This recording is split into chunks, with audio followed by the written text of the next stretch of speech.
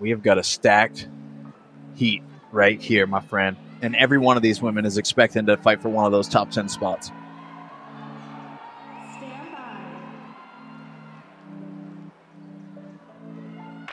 And the third and final heat for individual women, test number 1, is underway as your top 20 women coming out of the 2023 quarterfinals will kick things off with a 3,000-meter echo bike. Your 20 athletes starting in lane number 1, Katrin Davidsdottir out of CrossFit Coeur d'Alene. She is here for individual competition, missed last year at the European semifinal. She is here at the North America West. In lane 2, Allison Scudds out of Rhino CrossFit. Lane 3, Zoe Warren, Backcountry CrossFit. Lane 4, Sydney McAlishan out of Undefeated CrossFit. Lane 5, Bailey Rail. Lane 6, Olivia Kerstetter, Solution 1 CrossFit. And Adrian, I believe this is one of her first individual debuts in the open individual competition. And this is going to be one of the questions we've had coming in is, could she be the new, basically, team contingent to make their way individually to the CrossFit Games? In lane number 7, you have Christine Kohlenbrander out of CrossFit 417. Lane 8, Emily Rolth is back in individual action from CrossFit Sea Level. In lane 9, Rebecca Fuselier out of CrossFit Bolt. Lane 10, Ariel Lowen. Lane 11, Alex Gazan out of Rhino CrossFit. Lane 12, Kelly Baker, CrossFit Greater Heights. Lane 13, Danny Spiegel, CrossFit Invictus. Lane 14, Allison Weiss out of CrossFit Invictus. Lane 15, Lauren Fisher, Outlier CrossFit. Lane 16, Freya Moosbrugger out of CrossFit Fraser Valley. Lane 17, Haley Canio out of CrossFit Greater Heights. Lane 18, Madison McElhaney out of Driven to Conquer CrossFit. Lane 19, Ella Miller, Cobra Command CrossFit. And in lane 20, Trista Smith out of CrossFit Fort Vancouver. Told you it was stacked, folks.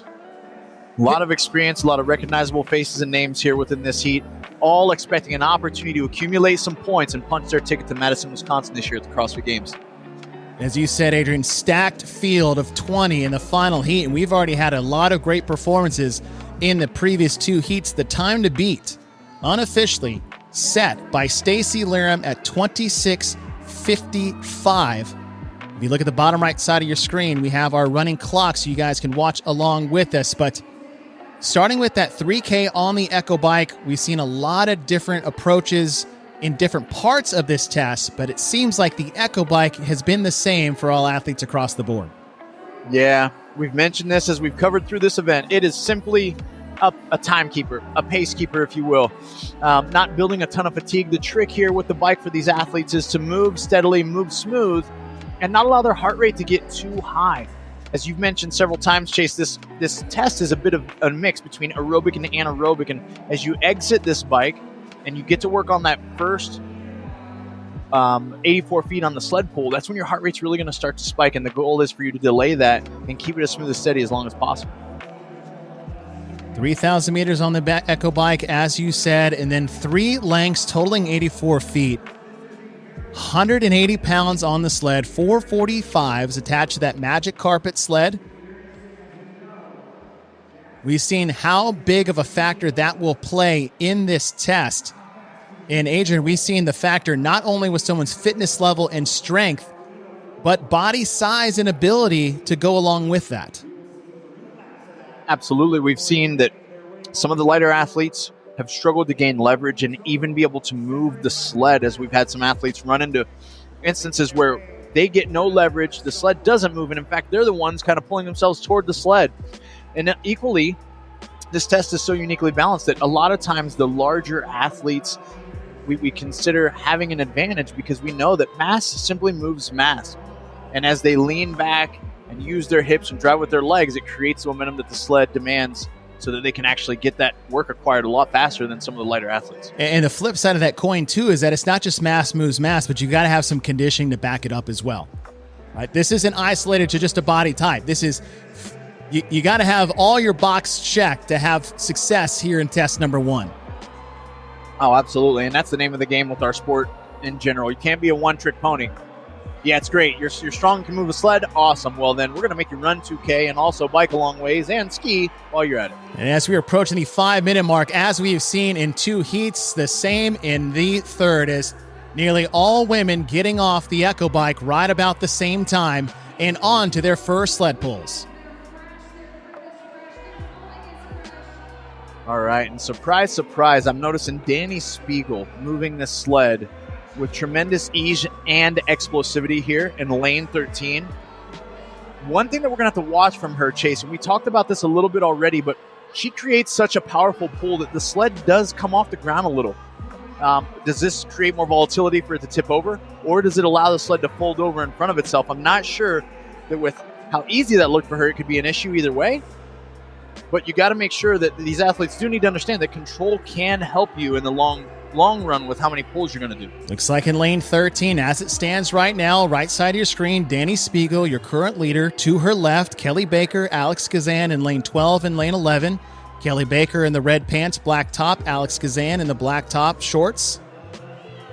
And Adrian, as you said, that sticking point, if you see the sled on Danny Spiegel on the right side of your screen, that has happened. And what the problem is that when you are pulling that sled to you, as you said earlier, you don't want to pull the sled up off the floor because it might fold over in the front. And that's not necessarily an implication on the sled itself, but the pull itself these athletes are using. Right, yeah, and that's the reason it's not happening to all of them. You know, a lot of people will be like, oh man, the sled's malfunctioning. Well, there is a trick and a way for you to keep it from happening. It's just, can you balance those two things? It doesn't really seem to be presenting a huge problem for Spiegel, as she actually adjusted it in a very wise way before she ran the length to get her next pull going. But we'll see as it continues to play out. If she's got to fix it every time and she loses a few seconds there, that could add up. Or she doesn't fix it, and that just adds to the friction on the sleds itself. So that's right. You either waste time trying to move the sled, or maybe waste a little bit more energy pulling a sled that's a bit more difficult than if it was flat. It's like all athletes on their sled pulls. On the left side of your screen, you have your top 3 between Spiegel, Kelly Baker, and Alex Kazan. And upcoming here is that 2,000 meter on the runner. And Chase, we've got Olivia Kerstetter on her runner already. Wow. In a smooth breathing fashion. Just came in and snuck in on us. But this girl has been working probably about 20 seconds almost prior to Danny Spiegel now taking her first strides on the runner. Now let's talk about that for just a second, Adrian. Olivia Kerstetter, who's mostly known for her strength, has set some of the, I think it was 2021, where she had the heaviest snatch of anybody at the CrossFit Games, and she was, 15 years old when that happened. And one of the question marks for Kerstetter is filling in the other holes, right? When you specialize, or you're so good at one particular facet of fitness, in this case, say strength, usually just by nature is that your conditioning lacks a little bit. If Kerstetter is shoring up those metabolic conditioning holes and is still as strong as she can be, this is what we said. This is what is going to get tested here in test number 1. It says strong athletes with big engines. That's right, and I think it really does suit her, and I think that she's certainly been putting in the work. Spent some time with Jacob Hebner just before the competition, and he was very confident in her ability to perform and compete this week, and I think that's her primary focus, is show up and compete no matter what, and she's doing just that. I noticed that one of the first athletes as well to this runner, and we'll watch how this plays out, but was Catherine on the far end in lane 1 as she's executing a very smooth cadence. And then it kind of went here right towards the middle with Ariel Lowen, Emily Rolfe, as well as Christine Kohlenbrander were some of those first athletes in this heat to the runner. It's like most athletes are on the runner, a couple still on the sled. Your current leader on the left corner of your screen in the light top and black pants is Olivia Kerstetter. Still in the teen division, is already qualified for the CrossFit Games out of that division, testing the individual waters here at the North America West Semifinal. Your time to beat set in heat number 2 by Stacy Liram, unofficially 26:55, is slowly approaching the 10-minute mark. But as you said earlier, a lot of athletes all in the mix, and this is the big middle portion of this test. The most amount of time and energy will be spent on these 2,000 meters on the air runner. Olivia Kerstetter in the center lane, White top, black pants, left to right in your screen. Lane 4, Sydney Mikulishin, Bailey Rail, Olivia Kerstetter, Christine Kohlenbrander, and Emily Rolfe. And don't be surprised if Emily Rolfe doesn't make a move here on the 200-meter run. Yeah, she's known for having a great engine, and if we can get that shot of her there, just in her running cadence, she seems to be covering a greater distance with each and every stride. And you'll even notice through her upper body, she's got a very casual arm swing directly through her shoulder, keeping her elbow locked in at about that 90-degree angle. And this smooth cadence allows her to stay focused linearly, not losing any momentum side to side, no twisting of the body. And all this exponentially pays off when you think about how many strides do you take in a 2K?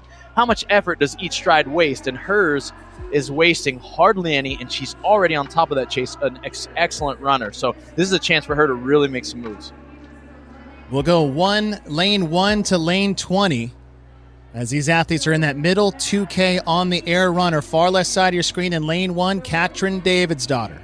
In lane 2, Allison Scuds. In lane 3, Zoe Warren. In lane 4, Sydney Mikulishin. Lane 5, Bailey Rail. Lane 6, Olivia Kerstetter. Lane 7, Christine Kohlenbrander. Lane 8, Emily Rolfe. Lane 9, Rebecca Fuselier, still on her sled pull for her first set. In lane 10, Ariel Lowen, one of the favorites here this weekend. Lane 11, Alex Gazan. Lane 12, Kelly Baker. Lane 13, Danny Spiegel. Lane 14, Allison Weiss. Lane 15, Lauren Fisher. Lane 16, Freya Moosberger. Lane 17, Haiti Canyon. Lane 18, Madison McElhaney. Lane 19, Aaliyah Miller. Lane 20, Trista Smith.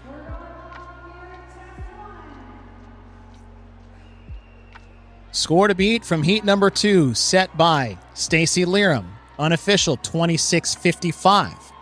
Next closest time was 27:29 by Hannah Black, all the way from heat 1. More athletes finishing in this semifinal than we saw in week 1. No surprise to see an improvement on performance. Yep. As these athletes are cresting over the halfway mark of this 2K on the runner. See, these are lanes 11 through 20. Alex Gazan on the far left, all the way over to Trista Smith on the far right.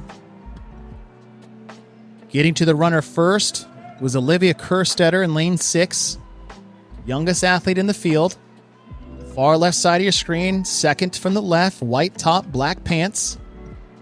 Been under the tutelage of Jacob Hepner for several years now. Yeah, and Chase, I can't help but notice the last person to the runner was Rebecca Fuselier, who, of course, is a Games favorite, notable for her finish at the Capitol, but also listed at 5'2", 127. We talked about how body size can be an advantage when it comes to moving this external load in the form of the sled, and how much of a limitation was that for her. We know that one of her particular focuses all year was get strong, get strong, get strong, be able to move those weights. This was a really great test for her to start this thing with. Was, hey, here's 180 pounds. Yeah. Let's see exactly how your progress has been. Your 1.5 times body weight sled pull across the floor 3 times. But as you said, in a well-balanced overall weekend of tests, is that you're going to see athletes have theirs that it's basically a home run pitch down the middle and something a bit outside that they're going to be swinging at late. And we'll see something come up that may be more in Rebecca's wheelhouse later on this weekend. And that is a testimony of a balanced overall test from start to finish. That's right. We talked about this being an opportunity for some athletes to be able to make moves as well. The run. You're probably not going to make up minutes, but there's certainly a window within a 20-second before and after, 30-second before and after a particular individual. Your steady movement on this assault runner can gain you an advantage, close a gap, and allow the back half of this test to be more competitive as long as you actually have the capacity to move the sled well. And the other part of this, Adrian, as we said, is not just to belabor those that may have a slight disadvantage in this test, which is going to happen in any test that you have, but those that need to take advantage of the situation that they're in, right? I need to get as many points as I can in a test that I am good at, because maybe there's something over the course of the next 7 tests that I may be on the bottom half of that. Yeah, there's no doubt about it. And that's one of the things, and I mentioned that about Olivia just showing up to compete this weekend. I mean, she's playing with house money, right? Meaning that, folks, this young girl has already had an opportunity to punch tickets to the CrossFit Games as a teen athlete. She's gaining experience out here. Yeah, does she want to compete and do well? Absolutely. But each and every time all of these athletes take the floor, it's important to prioritize over all else. Compete and fight for every point that you can because of exactly what you just mentioned, Chase. We never know the way that next test is going to go. And if we leave points that we could have seized on the table, we're always going to be looking back, wondering where we could have improved, done better, gone just a little harder to give ourselves a chance at maybe not even the games, but just a higher placing.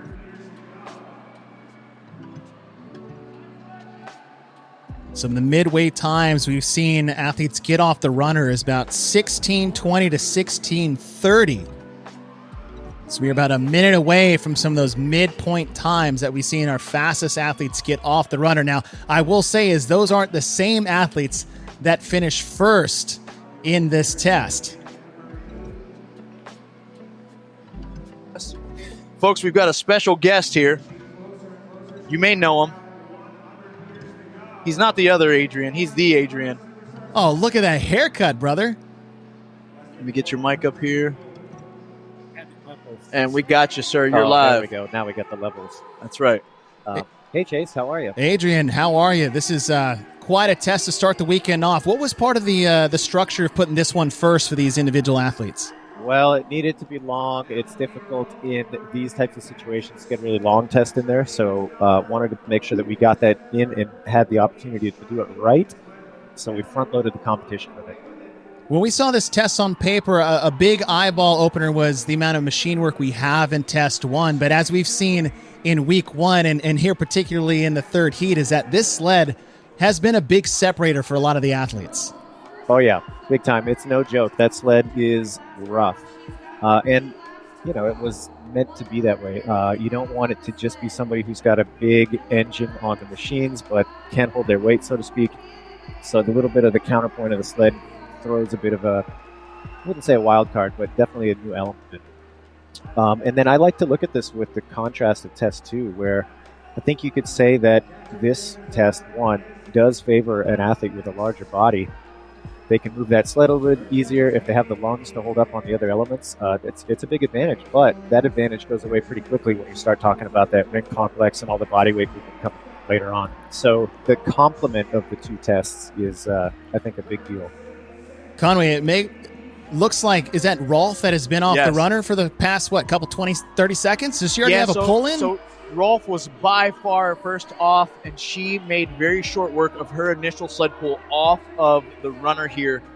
We've also got Katrin down in lane one, who is actually onto her first pull as well.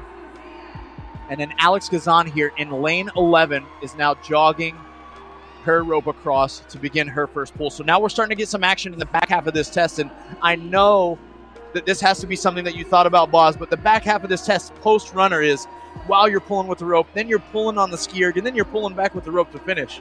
Yeah, absolutely. That is a really tough stamina test for a lot of the same muscle groups. And again, that was pretty intentional. It's like, okay, what happens after you come off of that? You're tired already, and now you've got some fatigue in the muscles that you're going to be using for that sled pull. So, yeah, very intentional pairing to make sure that the stamina is there. Looks like Rolf done with 2 lengths, working on her third, as most athletes are still on the runner. It looks like Alex Gazan, far right side of your screen, and Emily Baker, or Kelly Baker, is up there with her. Danny Spiegel was part of that trio, as I think she is just getting off her air runner. But Emily Rolf, we thought she was going to make a move here on the 2K run, and she showed up. She did show up, Chase, and what I really love is that her seizing the moment, not just as a strong runner, but she's also doing a great job with the sled right now. Also exhibiting some of the good points of performance that we saw from success in Heat 1. She drops her hips, she extends her hips, and then she keeps her elbows low and towards her ribs, pulling that rope towards her belly button almost with every pull. See, in the middle part of your screen, in the red pants, it looks like Kelly Baker had to run over and fix her sled. And we had this discussion in the previous sled pull, Conway, is that, do you take the time to maybe reposition things, or you just try to pull through it? Yeah, and I think this is an important, really, it's one of those decisions, Chase, that has to be made immediately, and you've got to be confident in it. So if your sled is folded underneath and you choose to pull through that, well, you've got to make sure that you're pulling a little bit harder to balance some of the drag that's going to be created because of that. But if you want to make the choice to go adjust it, it needs to be made immediately. And not only that, but you've got to think what created the fold to begin with. Don't pull so vertical. Continue to pull horizontally so that the sled is coming at you and not rising off the ground with that initial jerk every time. Adrian, we were talking earlier about execution being a big factor in some of these tests this weekend, and it seems to us inadvertently that how you pull the sled matters. Was that something that you had planned on with the style of sled you're using, or did that just happen naturally? Yeah, I mean, it was definitely planned. The difficulty with the sled on this style of surface is that you need something that's actually going to slide, and so this kind of magic carpet style sled fit the bill for that. Anybody who's been at an affiliate and they're trying to push their, traditional kind of road sled or whatever it happens to be on the rubber mats, it's a pretty tall order. Not that this is easy, but at least it's designed to slide across these rubber mats. And yeah, the variability is just one of those factors. Anytime you have a new piece of equipment, there's going to be some learning curve to it, and that's part of the game. I'll tell you who has taken this test very well, and I'm impressed with, this Katrin Davidsdottir in lane 1. She really started very smooth and steadily, but she made even light work of the sled there on the second go-round and is already there on the ski yard with Emily Rolfe, and now finally joined by Alex Gazan in lane 11. So Katrin Davidsdottir, far left part, is in lane number 1. She is on the 1,000-meter ski. Emily Rolfe in lane number 8, also on the 1,000-meter ski. And in lane 11, in the middle lane, Alex Gazan are your top 3. Coming off the runner in that second sled pull, we'll be working through that 1,000-meter ski into one more sled pull. 3 lengths, 92 total feet to finish things out. Time to beat, we saw in previous heat, 26:55 unofficially by Stacy Liram. So we are just about 4 minutes away from that. Chase, I'll tell you, what we see right here from Emily Rolfe is aggressiveness. She's not laying off this tempo at all. She's confident on the skier because we saw her on the runner making haste and probably trying to make moves in regards to separating herself from the field. She's doing a great job at throwing her whole body down as she creates tension through her upper body and her ski. And I'll be excited to see how soon her judge will be putting a hand up, because I'm assuming it won't be long. And not a real surprise to see Katrin Davidsdottir in this position with Emily Rolfe. She has a great engine. She's good at those long aerobic tests. We saw what she did at the ranch back in 2020 with that out and back trail run. She's called the sled dog. We got a sled out here. She's won long tests like this that involve sleds as well. So Katrin Davidsdottir coming in this weekend in lane 1 is looking to put herself in good position coming this afternoon. But I will say this, one of the things that has hindered her along the way has been high volume muscle ups. We've got those coming in test number 2. So we talked earlier about is getting the most points when you have the best opportunity to get them. I think Katrin Davidsdottir is one of those athletes in this heat. Yeah, for sure. And one thing on that too, Chase, getting back to this idea of taking both tests into consideration over the full competition day, like I really believe that if you have somebody who's standing high on the leaderboard in both of these particular events, that you're going to have a pretty good observation that they're going to do well for the weekend. Again, I think it's a fair thing to say that on average, the bigger athlete might have an advantage in the first one, but certainly the smaller athlete is going to have an advantage in the second one. So if you are good at both, and you could take a top 10, for example, in 1 and 2, you're going to be sitting in a really great spot for the rest of the weekend. Boz, I feel like we've seen that even the course over the next 2 days for the individuals. You have these 2 polar tests that can benefit one versus the other, but you want the best of both. We have that for sure in test 4 and 5 coming up tomorrow. But even on the last day, a long skills chipper and a fast, intense finish, there's a lot of parity that you have in this program. Was that deliberate in the way you put these together throughout the weekend? Yeah, very much so. I mean, that's the sport that we're playing. That is the CrossFit Games. That is who should be identified to move forward, and then ultimately at the games be tested for their well-roundedness. That is exactly what we're looking for. So it's not who can come out and hit a home run occasionally. It's who can still hang even if it's not their best event, even if there's somebody that can sneak in there and take that top spot, they're always hanging on. They're always close to the front of the pack. That's the athlete that ultimately is going to come out on top. Leading the pack right now in Heat 3 for individual women is Emily Rolfe. Emily Rolfe done with her first sled pull coming off the skier, but Katrin Davidsdottir not far behind. The time to beat set in Heat number 2. Stacy Liram, unofficial time of 26:55. We are just under a minute to get there, as we are just past the 25-minute mark. Sorry, a minute and 50 seconds to get there. 2 sled pulls for Emily Rolfe away from setting the time to beat. But Katrin's hanging right there with her, too. She's right there. Yeah, it looked like she had a substantial gap that Emily had created off the ski, and Katrin really was able to get some good momentum on these early sled pulls as she breaks for a moment to get a breath and adjust her rope.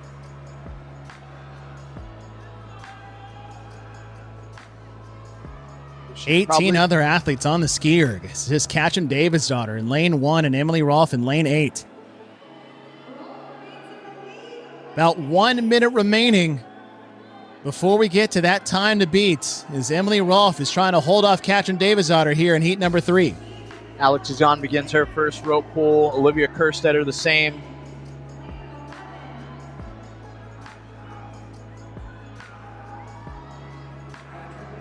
Yeah, here we go. Final pull for Rolfe. Rolfe walking her rope back. She'll be standing back towards the red finish mat when she gets a little bit closer to the end. So she has 1 pull. And Rolfe made her biggest move on that 2K run. And no surprise there what she can do in those long run tests. We saw what she did back in 2021 with the toes to bar couplet and those 1.5 mile runs. And it's good to see Emily Rolfe back in competition. Had to withdraw early last year in 2022. And she is picking up in a good spot here for Heat 3, test number 1. Yeah, absolutely. And her pulls are still looking very strong. Yeah, they are. Big bites, really nice rhythm going on there. I mean, taking a bit of a break now, but she's looking very consistent on that sled pull. Boz, we talked about the complementary tests of different style of athletes, but what about the compounding effect of these sled pulls going into the rings later? Yeah, absolutely. And that's a big part of the test of fitness is who can recover for the next one. It's not just good enough to be great at emptying the tank. Yep. How can you fill that tank back up? Can you recover? Can you be ready to go again? Emily Rolfe looks like 1 more pull, and she should be able to do it. But that is not enough to overtake Stacy Liram's time of 26:55, but it may be enough for second overall to Hannah Black's time of 27:29. So great showing for Emily Rolfe, but Stacy Liram may get an event test win to start her weekend off all the way from Heat number 2. As we're waiting to see if Katrin Davidsdottir can squeeze in maybe a top 4, top 5 time over in lane number 1. Yeah, and we talked about that even last week, Chase, as we were covering. It was, the value of not just being in the last heat. You've really got to seize every moment and every opportunity that you've got, regardless of your current position. This weekend is so long. There are so many points available that you got to do the work that you can when you can, and you can have a huge impact on the way that everything plays out, not just for yourself, but even other athletes. We're fighting for these top 10 spots. Just got about 90 seconds before we hit that 30-minute cap, and now the times from Heat 1 and Heat 2 are coming into play. As different than what we saw in Week 1 at the Northeast is that some of our Heat 1, Heat 2 athletes are getting some top 5 finishes here in Test 1. Katrin Davidsdottir in lane 1 is looking to finish out, but Olivia Kerstetter may be making a move on her. Yeah, they're rep for rep right now. It looks like Olivia's got more momentum. She's got about 3 more pulls left. Kerstetter sled right at the runners. Davidsdottir just behind. They are about to pull apart. Kerstetter in the white and black. She paused. Looking at her judge to see if that'll do it, and that may have opened the door for Davidsdottir. I am not sure where she finished. Katrin got her by a split second. Oh, wow. Kerstetter looked at her judge to the right, not sure that she had to pull it all the way onto the red. And I think that gained Katrin the advantage. But Emily Rolfe sets the time to beat in this heat as we have about 30 seconds left. Bethany Shadburn's time will stand as a top 5 time potentially here in heat from her heat 1 time. As we are just about 15 seconds, so it looks like Emily Rolfe will have the time to beat in this heat, but not the overall best time. But I tell you what, after having to bring her on. What a finish. What a finish there for all these women here in Test 1. In lane 6 is Alex Gazan, someone who looks to make her second trip to the CrossFit Games. She's back there warming up her pistols. She looks ready. I talked to her coach again, Justin Kotler, and she practiced this. We may be seeing a new world record here, boys. I'm not gonna lie. She has the best upper pulling, I'm telling you, in the game. The best puller. Let's check in with Nikki Brazier with the woman who's going to be right next to Alex, Ariel Owen. Yeah, Ariel Owen is someone you do not want to sleep on in this event. Now, she did tell me that she tweaked her elbow 2 weeks ago and was trying to rest it as much as possible for this event, but she also called her shot. She said that she's most excited to show off some of her high-skill gymnastics here. We'll see if that elbow holds up.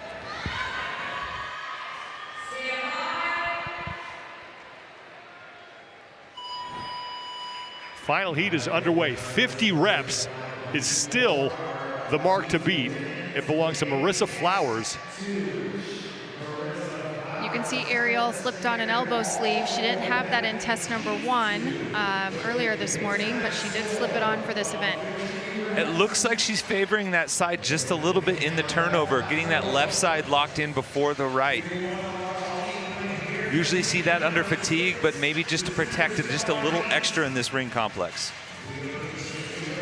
Alex is just slipping through those rings with no problem. So smooth. Her hip thrust is so powerful.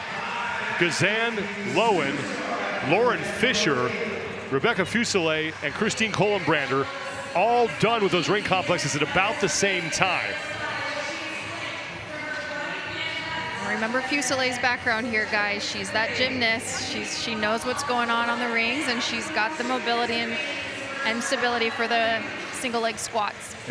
Fuselier needs this after a really rough go in that first event. That sled stopped her in her tracks, so gonna have to start the climb here. Fuselier is out front here, and on her final set of 5 one-legged squats, she'll be first to the burpee box jump overs. Here comes Ariel Lowen. And Alex Gazan is going to be next.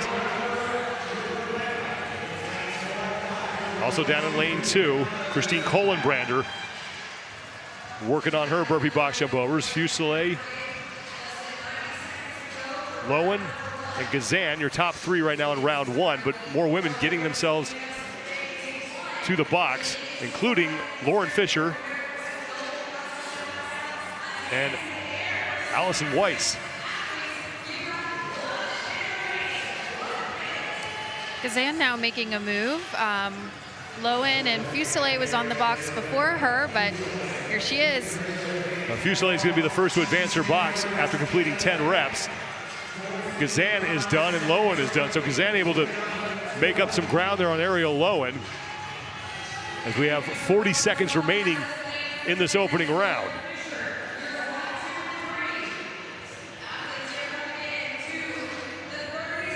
Marissa Flowers' top score of 50 reps got put up in heat number 2.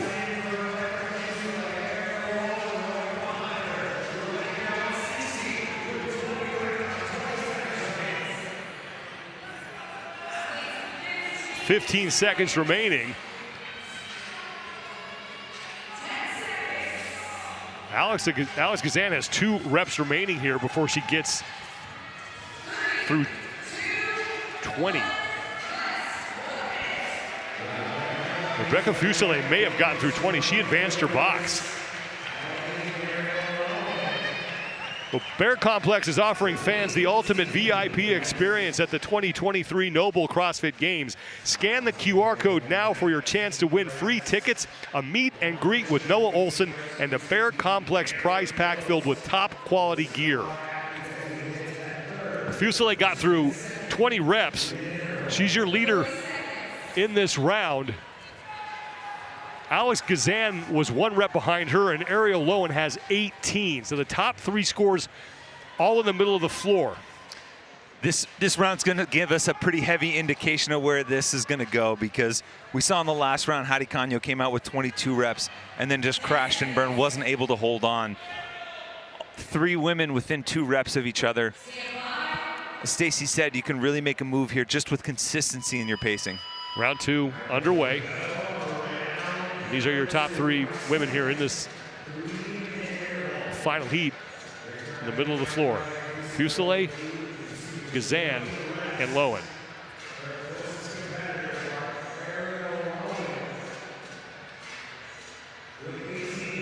Ooh, and that last rep was really close for Rebecca Fuselier.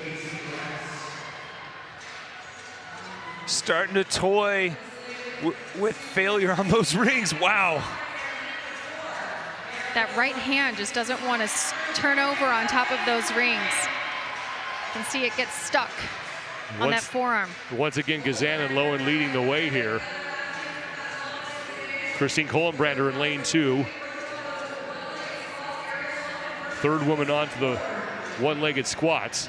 And now here comes Lauren Fisher, the far end of the floor, down in lane number 10. Rebecca Fuselier is off of the rings.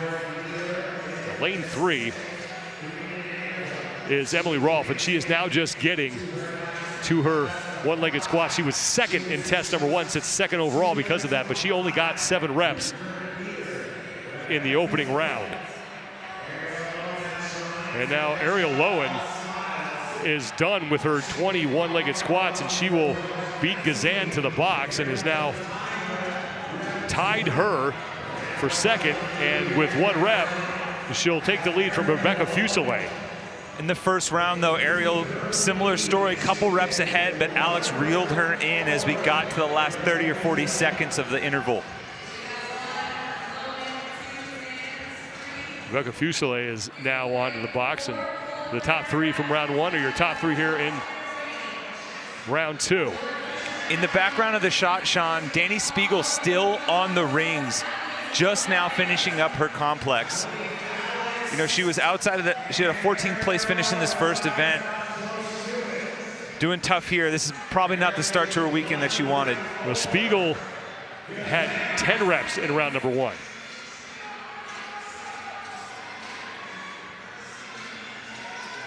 Alex Gazan looks like she may have overtaken Ariel Lowen here. She gets to the floor a little faster than Ariel. She pivots off that box. There they are tied. She pivots off that box and she goes right back down, where Ariel takes a quick little break before she brings the chest to the floor. It's those crazy little nuances that pile up over the course of 30, 40 reps. So you take a half second here, a quarter second there. Before you know it, you've picked up 10, 15 seconds overall. Approaching 10 seconds remaining in the round, and it's Gazan and Lowen fighting for the top spot with Rebecca Fuselier close behind them. And Christine Kohlenbrander is in 4th, so we'll wait the totals here. Alex Gazan just made a push on that last rep to get an extra one in, but wasn't able to get it before the buzzer. She got no rep on her final rep, so just a little bit of that energy expenditure that won't count on the leaderboard. And it's still really tight between Gazan, Lowen, and Fuselier. Gazan in lane 6 has 35 reps. She's tied with Lowen, and Rebecca Fuselier is only 1 rep back at 34. Score to beat again is Marissa Flowers at 50.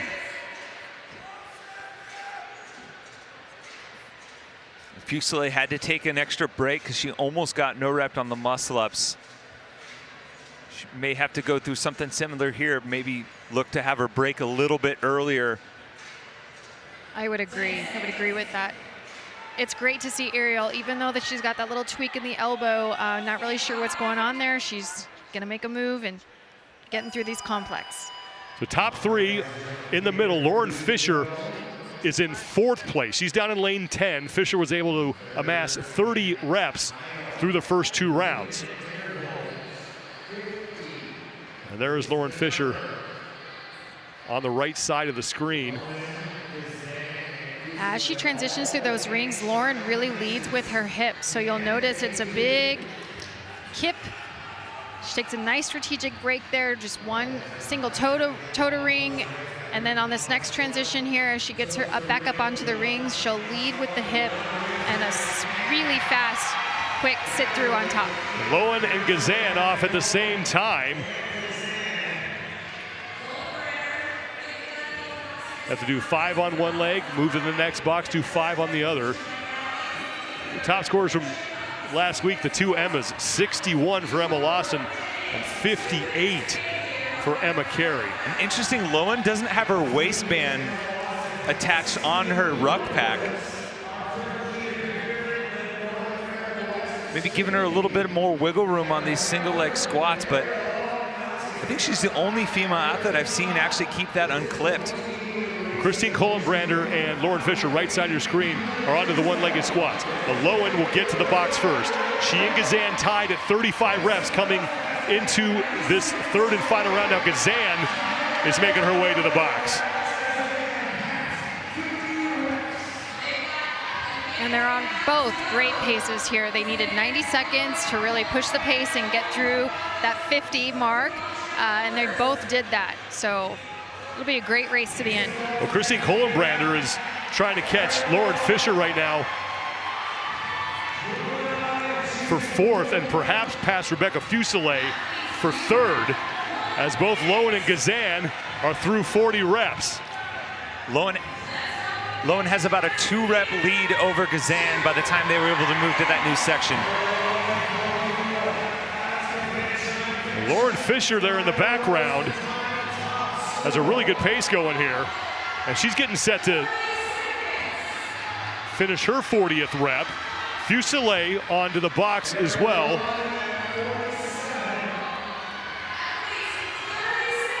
There's Lauren Fisher on the right side of your screen as Alex Gazan and Ariel Lowen are getting set to hit. We're seeing a lot more jumping off the box instead of the pivot. It's a little bit quicker movement. Now this will be for the test win. That's 50 reps. So now Gazan and Lowen, with 10 seconds to go, are fighting for 100 points, and they're going rep for rep. This one could come down to the tiebreak in round number 1. And that's gonna do it. What a fight.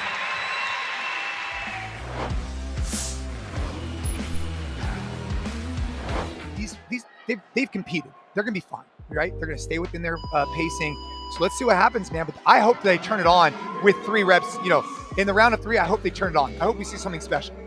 I hope that we see something special. And I want to bring up Alex, just a friend before this race gets a little too crazy. We got something on Catherine Davidsdottir from Brian French. Yeah, Adrian, I was at the East Regional in 2018, and, you know, Katrin was obviously in the midst of an incredible run in her career in general. She did this entire workout touch and go. Every deadlift, every bench press, every squat clean. Obviously, it's 5 years later, but don't sleep on her on this one. Hey, oh, you put it out there, so let's see what happens. Hey, now. Brian, you spoke it into existence. You're going to get Jason extremely excited. If Catherine Davidsdottir right now, dead center, goes touch and go. Oh, she's doing it, baby. Let's go. Let's go. What are we going to see? No, here's the thing. Let's not get too excited. Okay. All right. Let's see if she can continue on in the future rounds. Because here's the thing, Alex, she just went and she broke up her deadlifts, but yet she's still very competitive right now. Let's see what happens. Okay. It's gonna be a long test, and Catherine takes a breather as she breaks from her touch and go reps. But she's right back to it. Now you gotta wonder, does this just favor her? Did she rather do touch and go with short breaks, give herself momentum, than to just stand there and stand at the bar?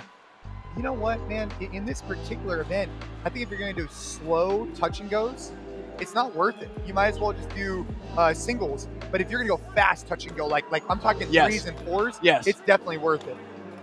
We'll see what happens. We'll see what happens. And again, folks, we're tuning into Linda. This test is number 3 for the individuals. This is your top 20 female athletes that established themselves as the most rounded based off of yesterday's test 1 and test 2. It is a 10-to-1 descending ladder of deadlifts at 220, dumbbell bench press at 60 pounds each arm, and a squat clean at 105 pounds for these top 20 ladies in North America West semifinals this weekend.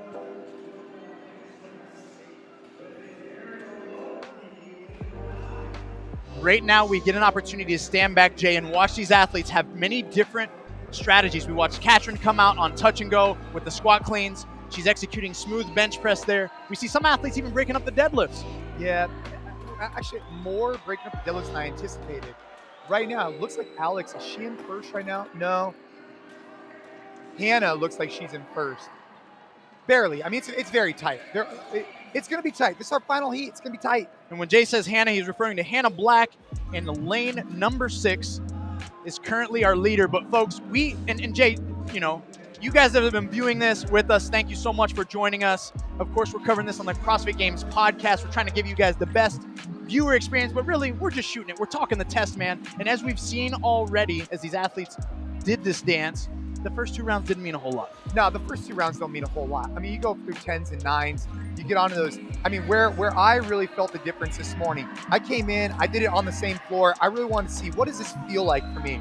And I think that 6s and 5s is really where you see the separation. So right now, it's just staying in the game, 6, 5s, and then boom, 4s, you got to be off to the races. Especially for this heat, you're going to see some really good speed coming through those. But Adrian, if you're already seeing athletes having trouble on the 9s and 8s, those are going to be the athletes going to maybe have a difficult time hitting the time cap. Right, correct. And that's going to be a big obstacle. Folks, if you're just tuning in or if you hadn't been following along the weeks previously, Amanda Barnhart, North America East, set the time to beat as a world record in 11:46. Today, the best time so far is Danny Spiegel at 12:43 unofficially. So that is certainly the time, the 12:43, that these ladies have in their mind that they're really going after full-heartedly. So let's see, Katrin is now starting her bench. It's a close race right now. I mean, you got a lot of ladies in their round of 8, mainly on their bench right now.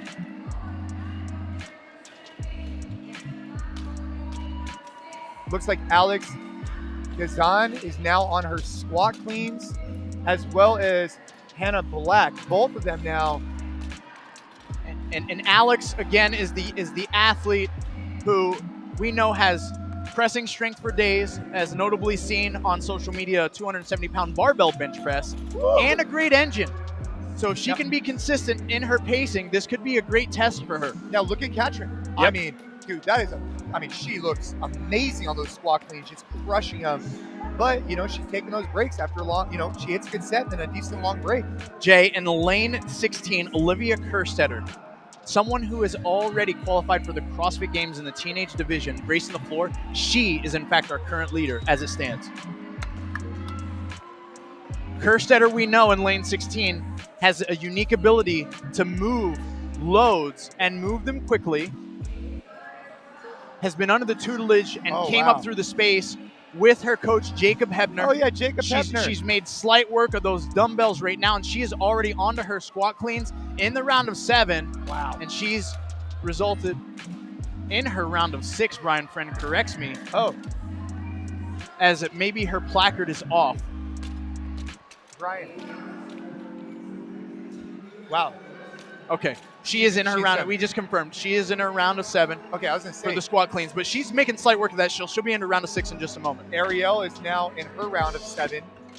Stacy is in her round of 7. Hannah is also in her round of 7. Yeah, it's a tight heat. Yeah, you got it. Christine Kohlenbrander also in her round of 7. So this is an exciting race that you're watching take place, folks. Katrin's in her round of 7. I mean, you got almost the whole. Oh, there we go. Now Olivia just got in her round of 6. Olivia leading the way as the youngest competitor on the floor, leading the charge through Linda thus far. She's beginning her set of touch-and-go deadlifts, and they're all unbroken, Jay. Wow. I mean, here it is, right? This is going to be the for Olivia. If she could get through this round of 6, I think it's hers to lose. 6 and 5. Yeah, and that's what we've noticed. It seems as though when someone grasps that lead within the 5 and below rounds, they get really hard to chase down or walk down at that point. Yeah. I mean, for Katrin, even though she's not in the lead right now, she's still going with that touch and go approach with little breaks in between. I don't know if that's her strategy, or obviously that's her strategy. Oh, bringing my mic close. Anyway, I'm getting told I don't know how to talk on a mic. Hey, listen, man. You're bringing the energy. The people are hearing you. They're loving it, and we appreciate you viewers and listeners that are kicking it with us today on Talking the Test. We're here. Again, Linda is what you're watching go down. Deadlifts, bench press, and squat cleans. Descending ladder, 10-1. which is unique in the reps in itself, Jay. Right? When we talk going 10 to 1, what's the value in that? I mean, dude, think about it. Because part of you start off, you're like, oh, this sucks, right? And then it gets a little, it's going to get easier. Right. You can build intensity, right? Yeah. But in that 8-7-6, it's a gut check because you're not at that place where it feels that easy. You've already done a decent amount of work. You just got to remind yourself that when you're on the 6s, you've already accomplished way more than half the work.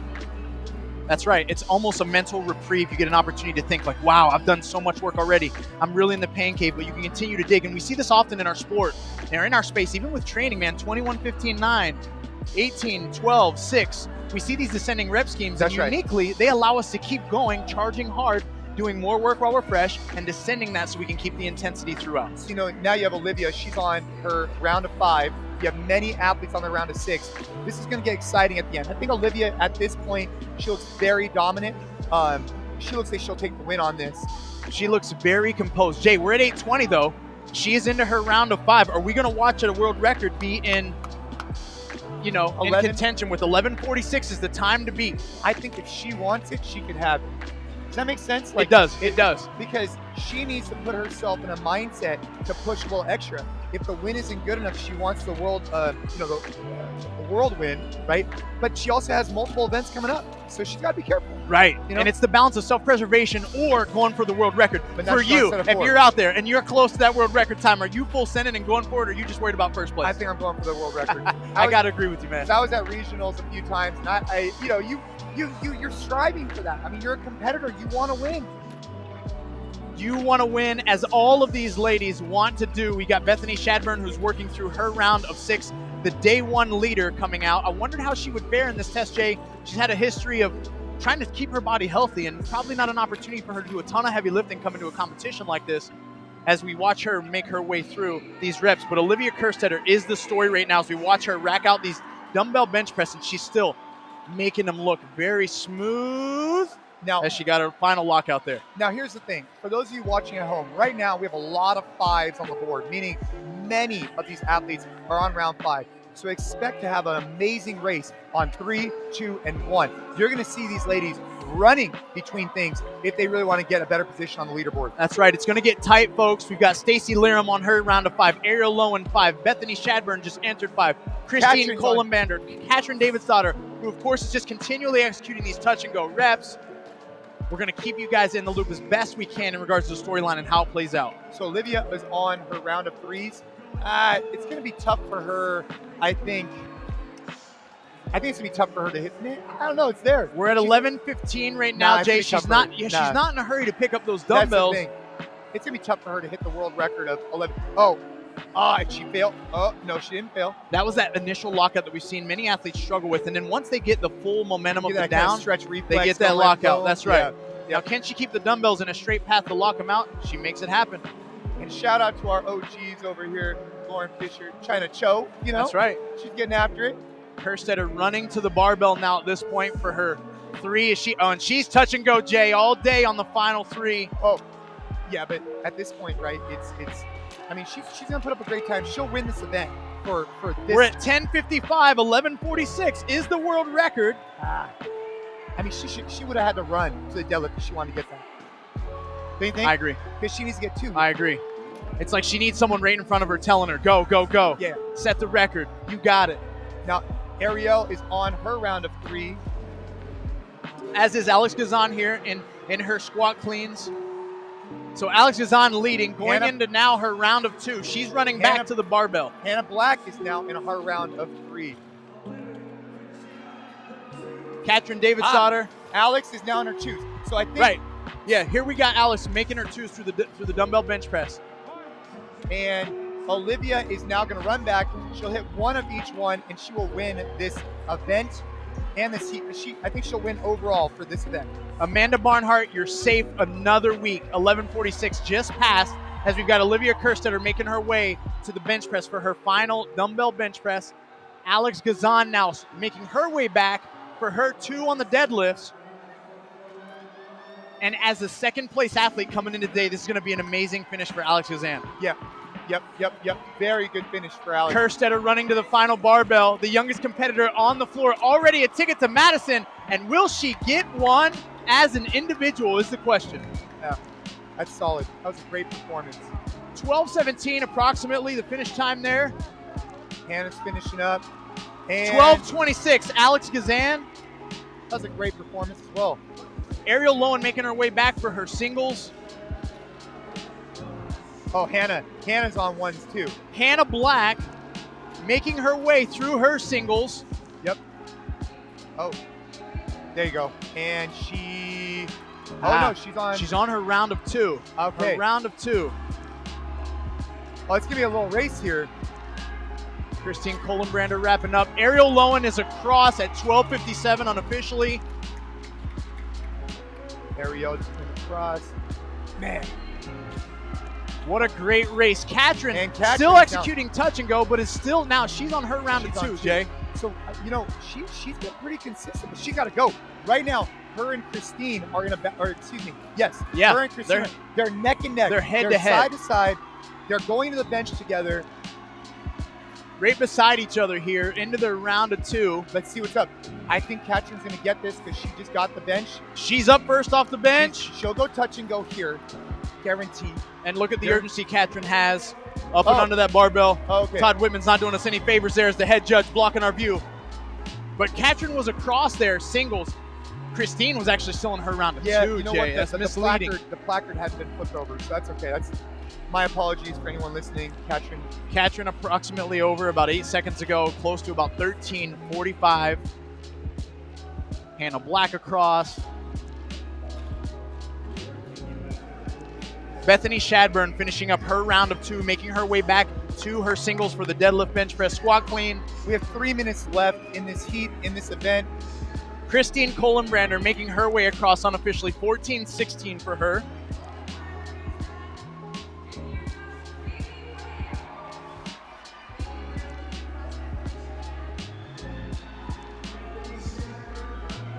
Shadburn down to her single. She is day 1 leader, and she is going to come across Jay at 14:33. We'll see where that puts her. Man, it's interesting. I mean, it speaks for itself, but I mean, very few athletes are not going to finish in the time cap here.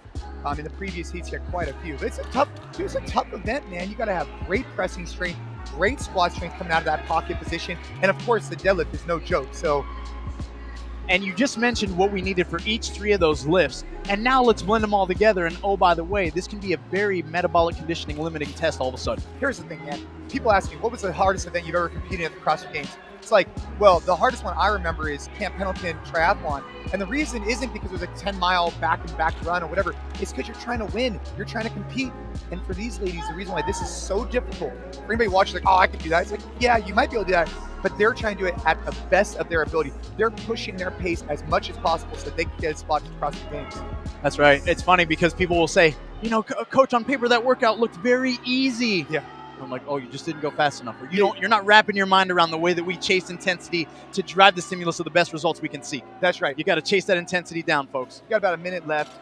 This is test number 3. Got a couple more tests this weekend. And yeah. And we're watching some athletes struggle with the bench press a little bit here. China Cho's still out there. China Cho still grinding in the blue bottoms there. She makes steady work. Again, self-awareness has always been a strength of China's, right? Very much She so. might not go out and take the event win, but to optimize her score is something that these veteran, savvy, knowledgeable athletes have had the unique ability to do throughout the history of our sport. That's right. And you have someone like China who's been around the sport for a long time, and she knows what she's doing. Same with Lauren. I just, I want them to achieve whatever they've been looking for achieving, and whatever their expectation is for the event. If your expectation is to win the games, I hope they get that. But, for them, they might have different goals. You never know. That's right. We're talking about China Cho here in the black top, blue bottom. She's already going to the CrossFit Games as a 35 to 39-year-old. That's so right. you know what? This That's is all right. house money. She's icing on the cake for her. She wanted to experience the amazing atmosphere which this crowd and arena has established for us today. Yep, that's right. We got about, 10 seconds left. 10 seconds to go. Lauren Fisher running over to her squat clean, and she's going to get in a few reps. Man, she's got good movement, and she finishes the event. 16:57 for Lauren Fisher. That was a great way to finish that off. Olivia Kerstetter, my friend, the youngest athlete on the floor, already a CrossFit Games ticket, punched. 10 women in the 6th and final heat. Bethany Shadburn is in lane number 5. She started the day in the overall lead right now, 3rd place overall. And for more on her, here's Nikki Brazier. And Bethany told me earlier that she is very well aware that it's moving day for most of these women, but maintenance day for her today. Now, unfortunately, she has not been able to snatch heavy weights for the better part of the last year due to her back injury. But truthfully, she's happy to even be here competing, happy to have qualified for this event. So 0 expectations for this test, but just going to do her best effort and see if that's enough to maintain.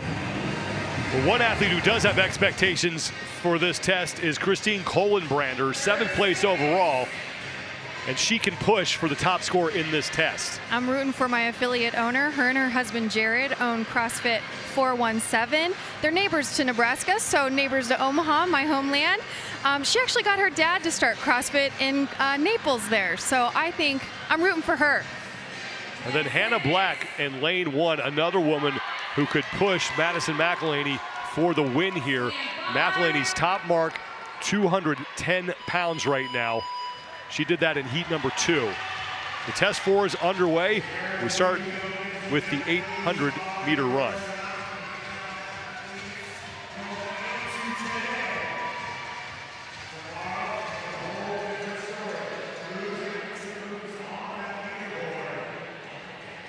Well, there is Alex Gazan, who is our overall leader coming in.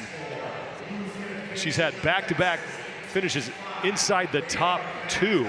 She won test number 2 and finished 2nd in test 3 to Olivia Kerstetter.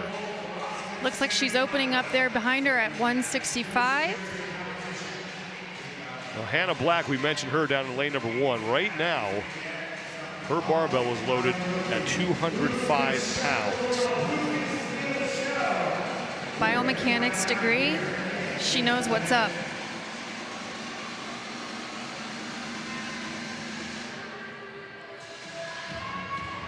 Hannah Black in 6th place overall. Moved up from 9th after test 3. And this is good news for you, Stacy, because China Cho is in the front now on this 800-meter run. Dude, you give this girl any sort of aerobic work and she is going to crush it. This is her jam. This I know. So basically, if there's anything aerobic at the games, I mean, China may take it. I got some work to do. Unless she makes it as an individual. Hey. Makes your life a little bit easier. Don't tell anybody I said that. There's Catherine Davidsdottir, who comes in 5th place overall. Her worst finish was a 23rd. That was in test 2, but 2 8th place finishes, 1 in test 1 and 1 in test 3. Looking great on that runner. Totally in control, composed. Beautiful. 202 points, but still has some work to do, as she is only 21 points clear of Zoe Warren in 10th. And look how close it is in 11th, 12th, and 13th. Only 10 points separating Zoe Warren from Bailey Rail in 13th. That's the drama of the weekend. This has been the name of the game this whole time. It's going to be down to the last test. We know this.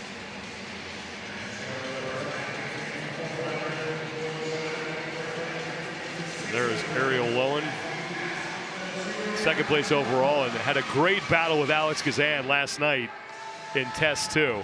Get this, fun fact. She did Linda, okay, in 2018 and didn't know she was pregnant. She did it when she was pregnant. Well, back in 2021, she went to the Granite Games because she just wanted to get her nameplate to put in the new house that they were moving into. What? And wound up winning the whole thing and then going to the CrossFit Games. She's not human. Get out of here. Finished You're making 14th us moms that year. look really bad, Ariel. Regional Linda, 2018 in the South Regional, Utah there. And China Cho is just about done with her 800-meter run. Are you surprised? Let's go, China. You go, girl. And she has 145 pounds on the barbell to open. It's right behind her. That sounds about right.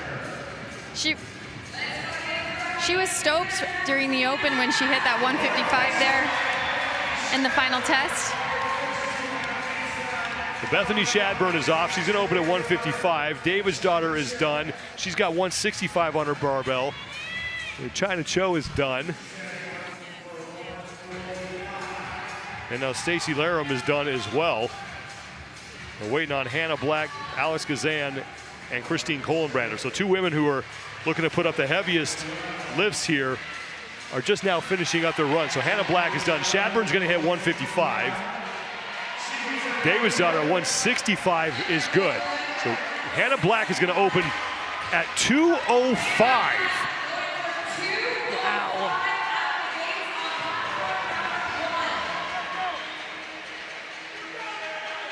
And that is no problem. And right now, tied for second place in the test with plenty of time remaining. Here goes Gazan.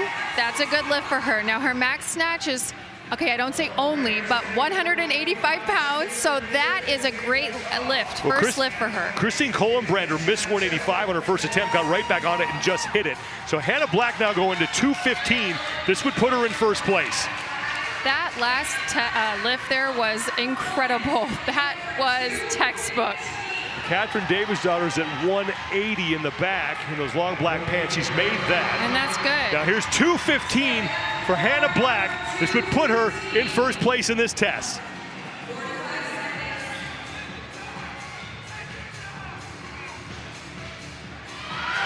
And that is going to count. Wow. No problem for Hannah Black, and she has our top score with now just 30 seconds remaining.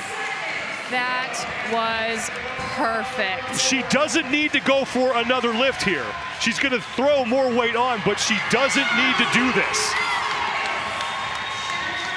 She's going to go for 230. Yes, she does. We want to see this, Sean. From a Let's strategy go. standpoint, she doesn't. She's got the win pretty much locked up. 10 seconds to go. Black's got 230, and she's going to go for it. And won't hit it.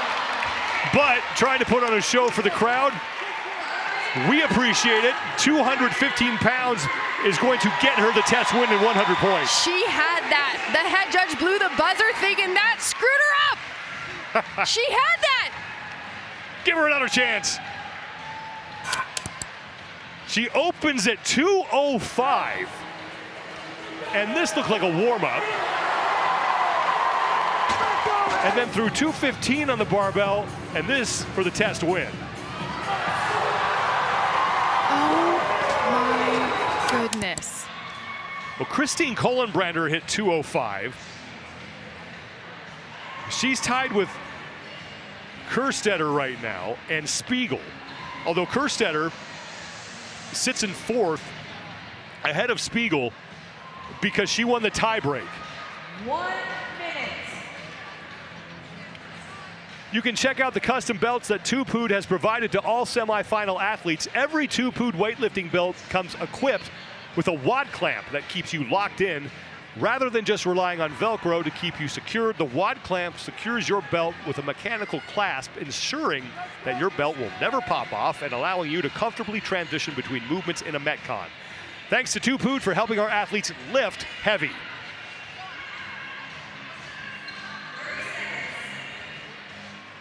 There's Katrin Davis' daughter, who put up 190 pounds, right now tied for 11th place. So this next test is going to come in big as far as tiebreakers are concerned. Yes, sprint to the barbell. Get to your lane as quick as possible. Get your hands on that bar. It's 125 pounds.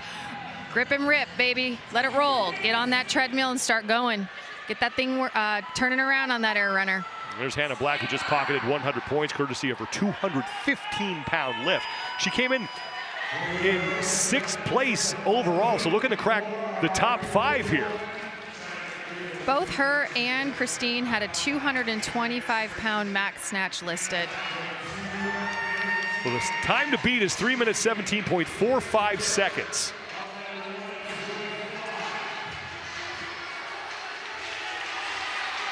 And Lauren Fisher, Ariel Lowen, Christine Kohlenbrander, David's daughter Black, and Stacy Larum, followed by Emily Rolfe in those long pink pants. Yeah, Stacy Larum started CrossFit in 2019.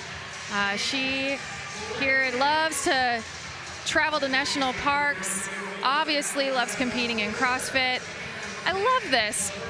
She hopes for the younger generation to look at quality first before quantity. I think that's really important. Sometimes, you know, these ladies are superheroes. We inspire to become just like them.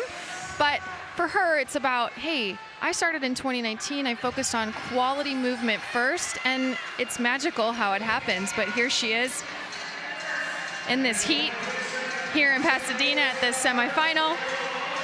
Incredible job. And Laram has a test win, won the opening test of the competition. Meanwhile, Lauren Fisher down to lane number 10 leads on this 800-meter run. Fisher 17th place overall coming into this test. Yeah, she's got China Cho right next to her too, so she's got a great pace. She can see where China's kind of at. She can hear the judge as well. Lauren is a great runner. She's always been a really solid runner, great aerobic capacity, works really hard on that. I'm really proud of her. She looks great. Well, Emily Rolfe coming into this test on the outside looking in, but not by much. 11th place overall. And she's tied for 41st right now in test 4.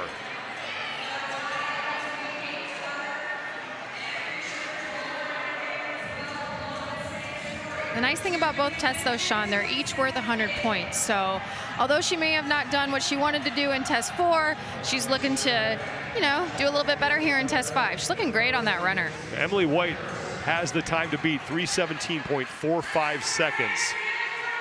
And Catherine Davidsdottir is towards the front, along with China Cho and Lauren Fisher right now. Those three are definitely playing off of each other. Judge's hand in the air for Catherine Davidsdottir and Emily Rolfe.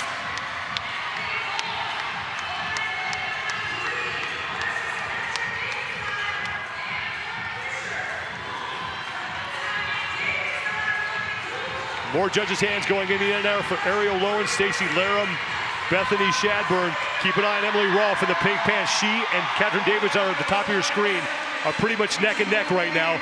Rolfe opening up the stride.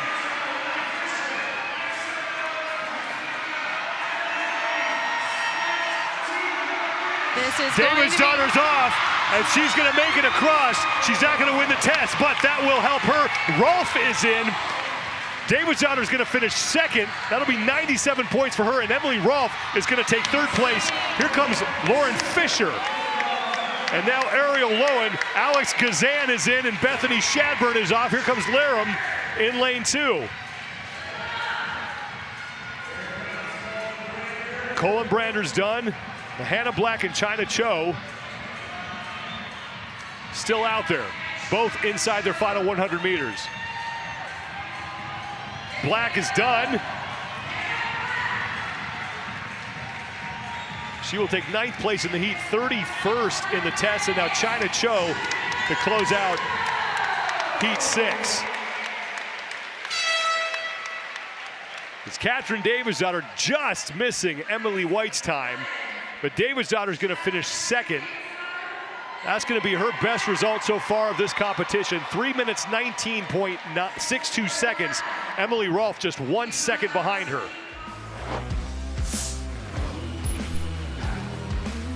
Here are the lane assignments for the overall leaders in this final heat. And in lane number 10, that's where Chloe Wilson will be. Best finish so far is a 7th, and she is clinging to that final qualifying spot, and she has gotten close these past couple years to getting to the CrossFit Games, looking to finish the job here in 2023. And Alex Gazan, 3rd place overall, and had that great battle with Ariel Lowen on Friday night.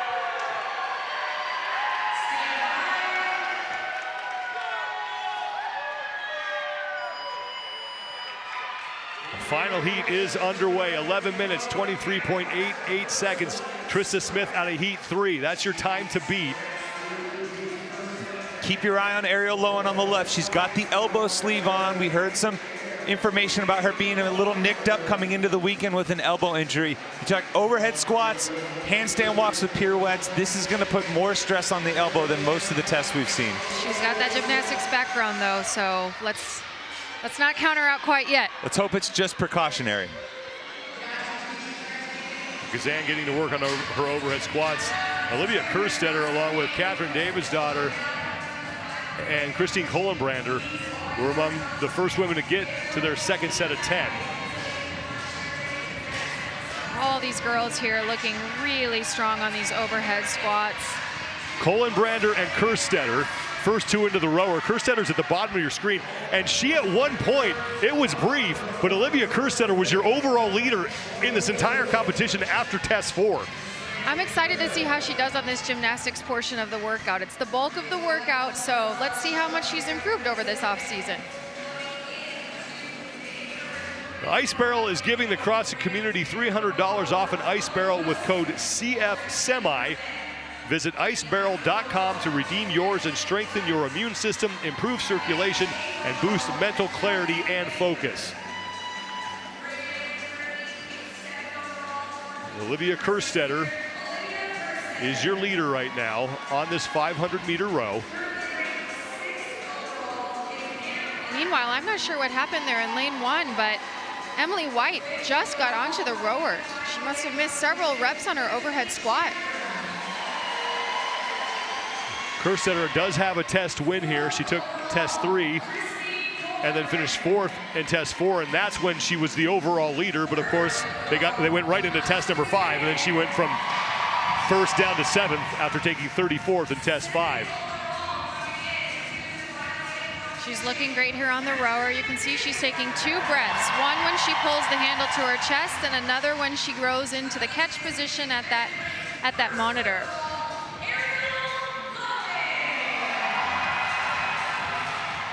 Katrin Davidsdottir and Christine Kohlenbrander are the 2 women right behind Olivia Kerstetter. Saw Kohlenbrander take a peek at Davidsdottir's monitor. And judges' hands in the air for them and for Ariel Lowen in the blue shorts next to Katrin Davidsdottir. Kerstetter's done. Alex Kazan's judge's hand is in the air, as is Bethany Shadburn. All judges' hands in the air now as the athletes finish up their 500-meter row. The exception being Emily White, who struggled on those overhead squats. She's towards the back. Now let's see how many athletes. It's really hard because you're lined up, ready to go for the next heat when the previous heat is going already on the floor, so you can't really tell what their strategy was, but we'll see if anybody got the memo from somebody in the crowd or perhaps their coach yelling at them like, hey, you don't have to go unbroken on the first set of pirouettes. Kerstetter is through. Ariel Lowen is about neck and neck with Kohlenbrander and Davidsdottir.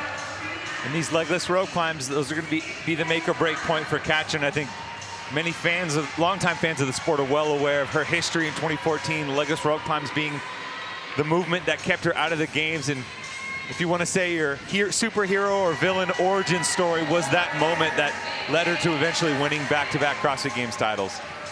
Kohlenbrander is done with her first, and Kerstetter is now done with her first. There goes Davidsdottir.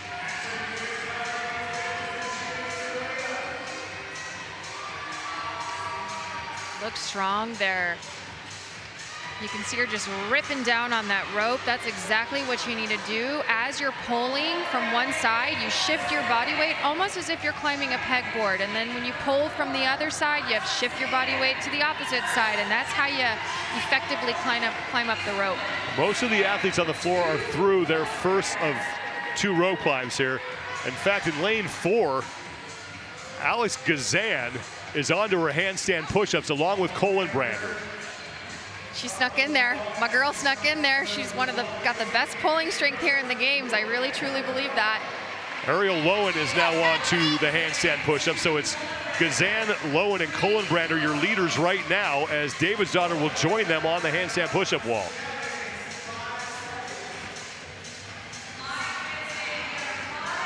Kohlenbrander on the right side is in the lead, followed by Alex Kazan and then Ariel Lowen.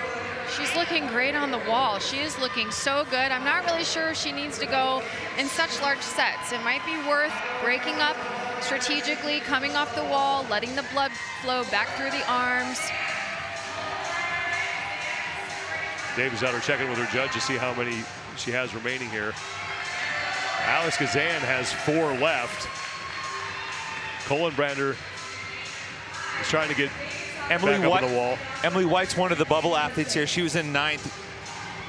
She was she was in ninth, only 9 points clear of Chloe Wilson. She was the last off of the handstand walk pirouettes, well behind. And then last year, the legless rope climb event was one of her worst events at the Syndicate Crown. She was 24th and really struggled in this. So this could be a tough sign for her overall. Alex Gazan, left side, is back onto her legless rope climbs, as is Christine Kohlenbrander. Gazan's going to get done first and now moves into the lead. She is so fast down that rope. She is spending less than 5 seconds on that climb down. Kohlenbrander is almost through her first rep. Gazan will start her second and final ascent. You see her frog kick, shift her body weight from side to side, rip on that rope. Hands are nice and close to her eyes. That's a great looking legless rope climb right Gazan there. is through and she will take the lead. Bethany Shadburn on the left side is working on her rope climbs, and she'll get through her first of her final two. What a comeback for Bethany. She really needs this confidence after that horrible back injury she suffered this last off season. And the thing is, her capacity was never in doubt, right? It was just a matter of being healthy and making sure her body physically could hold up after multiple years of really unfortunate circumstances with the injury and then getting withdrawn during the pandemic.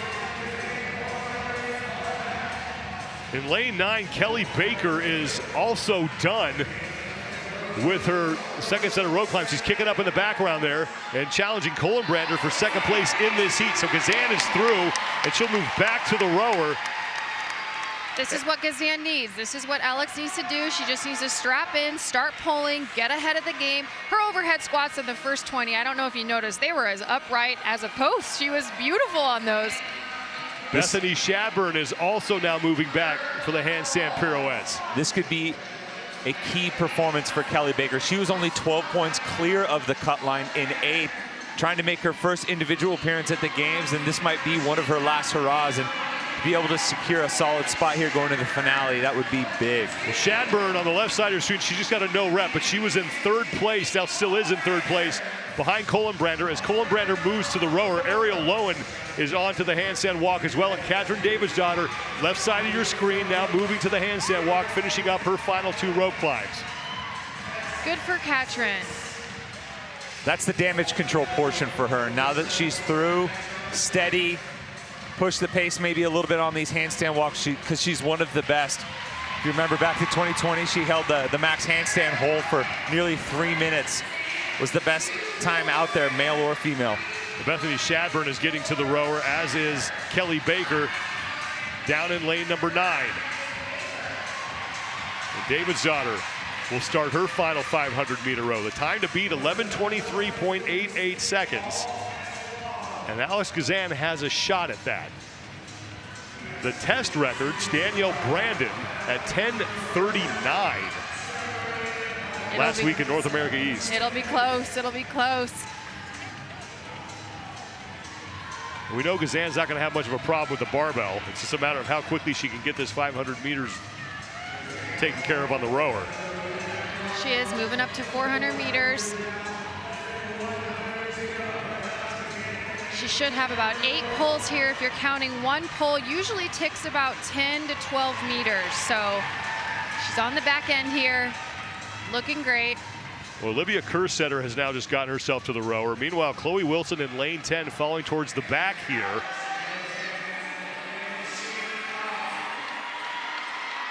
And almost through these pirouettes. What should help Chloe is that Emily White, the woman right in front of her, is in dead last in this heat, and then just a couple of spots ahead of her, Hannah Black, still on the strict handstand push-ups. So Alex Gazan is onto the barbell now and has 5 remaining on this opening set of 10. Then it's 10 more and she'll get across the finish line. I talked with Justin Kotler, her coach, and they've been working on her confidence. She knew that she was going to struggle with tests 4 and 5, that her one rep max snatch is only 185 pounds. I say only. But to see her bounce back like she is today, looking great. That's the next evolution of a high-level competitor, right? You have a tough finish. You know what? You go home, you rest, you reset, you come back the next day with a fresh mindset, and you attack. Christine Kohlenbrander is moving to the barbell. She's on her first set of 10. Here comes Ariel Lowen and Bethany Shadburn in the background as well. 5 left for Alex Gazan, looking to lock up her second win of this North America West Semifinal and move herself to the top of the overall standings with 1 test remaining. And Alex Gazan is going to take test 6. You know, she didn't quite beat Danielle Brandon's world record there, but she is sitting really good. She did take first here overall, beating Trista Smith there with a time of 11:23.8. Christine Kohlenbrander is across. I'm really proud of Christine. She had a great, mentally struggled this last off season, and she came out here looking great. I also got to give a shout to my former affiliate owner there with her husband, Jared, at CrossFit 417. So she's got a lot going on, and wow, to be able to be at this level with all of that, it's outstanding. Well, we will see what both Davisdottir and Lowen come up with. Those are the two that Gazan is chasing. Lowen is in. She's going to take 6th place in the test. And now Bethany Shadburn is almost done as Davisdottir gets herself across the finish line. Shadburn is in. Davisdottir is going to take 7th place in this test. Shadburn will take 9th. And now Olivia Kerstetter and Kelly Baker trying to finish up. Baker is through.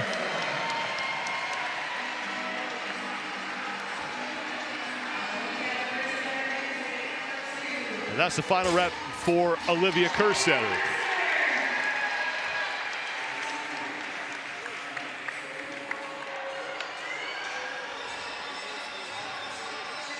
And Chloe Wilson now in lane 10.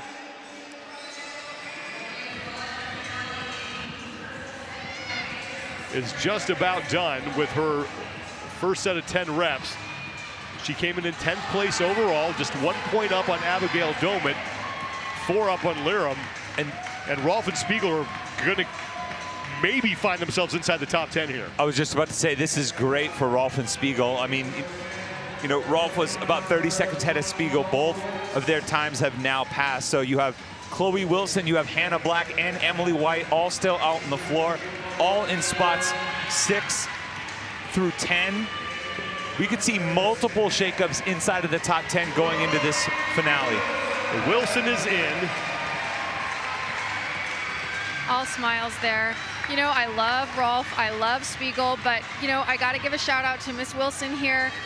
Firefighter, full-time firefighter. She missed last year's games by the last 2 years, just by 1 single spot. So for all you fans out there, give some love to Chloe. Let's hope she gets herself there finally this year. This is the year. Emily White is still out there on the rope climbs, and Hannah Black is also still on the floor. So it is likely Black and White, make your own joke there, will fall outside of the top 10. And that is going to help Wilson stay in the top 10 and might help Rolf and Spiegel get into a qualifying spot as well with 1 test remaining. Hannah's got that scissors kick. That's what she needs. It's that last little touch above the red line that really gets you. And that's actually a very important rep there, even with only a minute or so left, because we saw a lot of athletes log jammed at that second set of rope climbs, and just getting 1 rep can push you 5, 6, 7 spots ahead and save you some precious points. Emily White has Bethany Shadburn back there trying to coach her through this. And White gets through.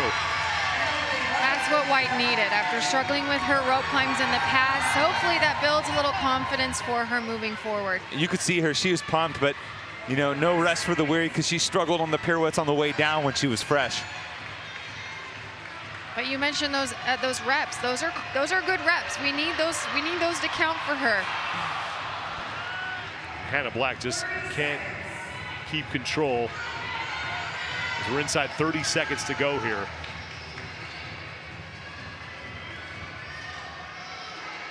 Yeah, what she needs to do here is she just needs to take a step, pivot the other hand in the opposite direction, step so both hands are then forward again, and then finally take her steps forward.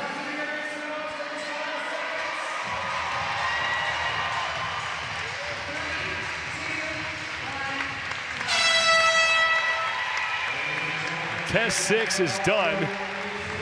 Well, here are your lane assignments for the 7th and final heat. Chloe Wilson in lane 10 has that final ticket to the games, and she has been so close the past couple of years trying to hang on here. And Emily Rolfe right now sits in 8th place overall. She's only 5 points up on Chloe Wilson. And that's Abigail Domit, who is in 9th place. She's only 1 point up on Chloe Wilson. So spots 8, 9, and 10. Rolfe, Domit, and Wilson still have some work to do thanks to what Bailey Rail did in that prior heat. We're underway with those first 10 calories.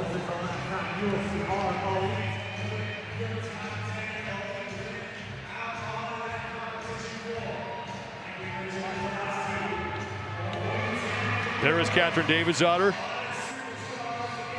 She and Ariel Lowen have already clinched a spot to the games. Davidsdottir will be making her 10th trip. Alex Gazan and she's has off more work first, to do. along with Gazan and Shadburn. Also down in lane 1, Abigail Domit was off early as well. Now those girls in 8, 9, and 10, they know what they needed to do to solidify their spot in the top 10 to make it to the CrossFit Games. Rolfe and Wilson right side of your screen. Domit and Kelly Baker on the left. With his hand in the air for Emily Rolfe, and it's going to be Bethany Shadburn off first. Here comes Davidsdottir and Rolfe. Now Kerstetter and Chloe Wilson are off, Gazan as well, and it's Bethany Shadburn who's going to be the first to deposit her bag over that line, followed by Davidsdottir, Rolfe, Wilson, and Kerstetter. As we start round number 2.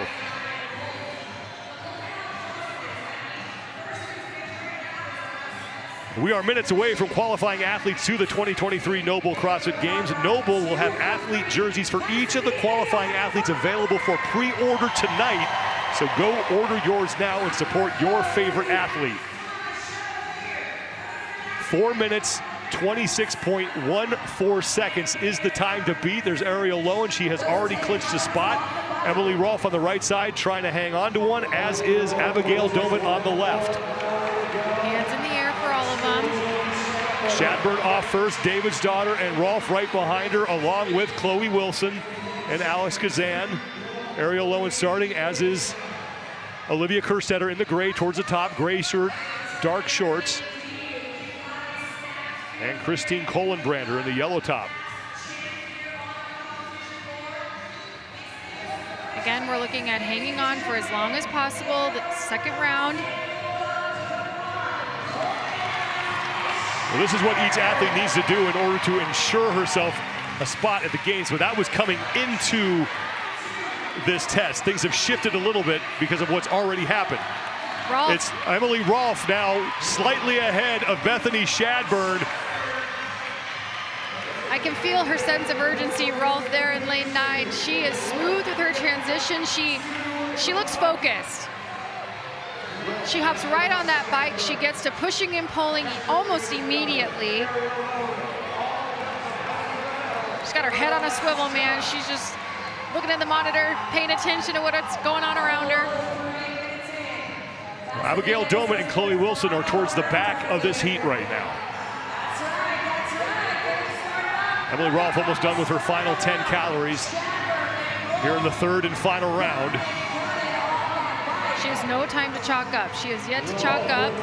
She needs to just get off the bike and get right to work. Rolfe is done. Shadburn is done. And she does.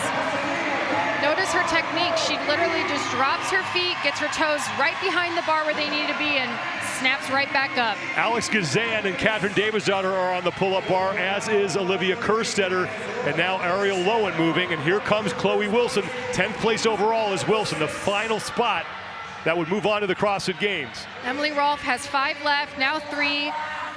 She has got to hang on here. You can tell she's grunting through it. 4:26.14 is your top time. Bethany Shadburn is off first. No, I'm sorry, Emily Rolfe shenanigans. was off first, and Emily Rolfe can keep walking to Madison, Wisconsin. She's going to the CrossFit Games. Bethany Shadburn is done. Here comes Alex Kazan, who's looking to win the whole thing here. Chloe Wilson, meanwhile, back there got a no rep. Catherine David's daughter is going to come across, followed by Colin Brander, Kerstetter, and Ariel Lowen. And Chloe Wilson has 1 rep remaining. Abigail Domet is coming in. Hanging on for dear life. And look out, because Olivia Kerstetter, who just got across, is 14th in the test. Domet is 15th. Chloe Wilson has got to hurry. She is in. Wilson is going to finish. And Kelly Baker. 9th in the heat as Baker is in, and now we sort out the times. Wilson, 4:56.16. That's going to be 24th. All right, ladies and gentlemen, thank you for being patient.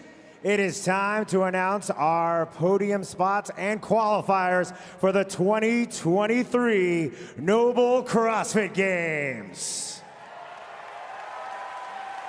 Starting with our podium finishers. In third with 525 points, Ariel Lowen.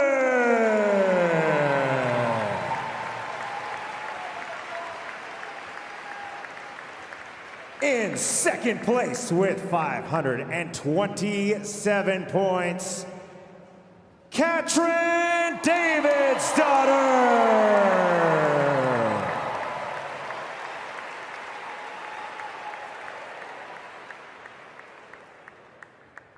And in first place with 538 points, Alex Gazan.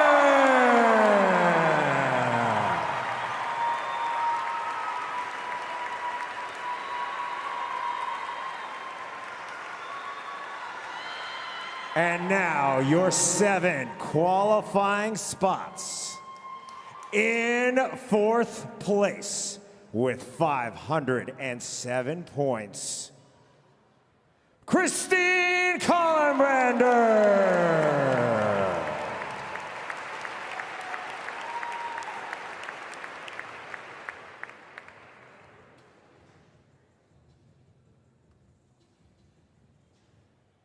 In fifth place with 504 points, Bethany Shadburn.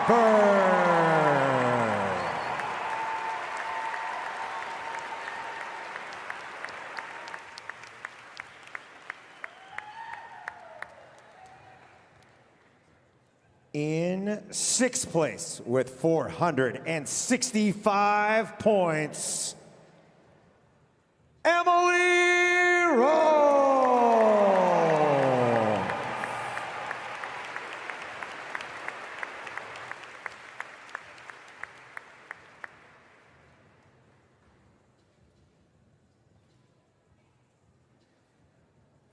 In seventh place with 457 points, Olivia Kerstetter.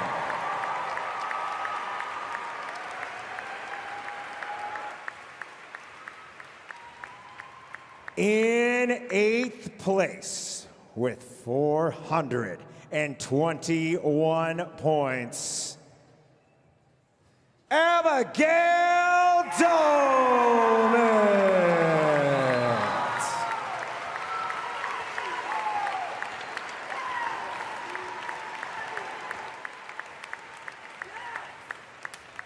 And now for our final 2 spots. In ninth place, going into this event in 15th place with 485 215 points. Bailey Ray.